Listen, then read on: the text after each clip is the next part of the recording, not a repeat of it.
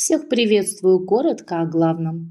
В ближайшее будущее смотрим для каждого, какое событие идет в вашу жизнь. Смотрим, какое радостное, благоприятное событие идет в вашу жизнь. Итак, подумайте о себе, может быть, о своих ожиданиях, планах, и мы посмотрим сейчас, что интересное и хорошее идет в ближайшем будущем в вашу жизнь. Карта прям не хотела тянуться, но смотрите, здесь новости.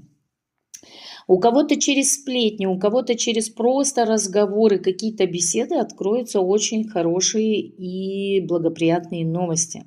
Вы ценную информацию получите через вот такие вот разговоры, беседы, сплетни. То есть, казалось бы, говорите о чем-то таком внешнем, постороннем, о погоде, но при этом в этой беседе вы получаете очень ценную, важную информацию. Будьте внимательны, хотя я очень сомневаюсь, что вы это пропустите.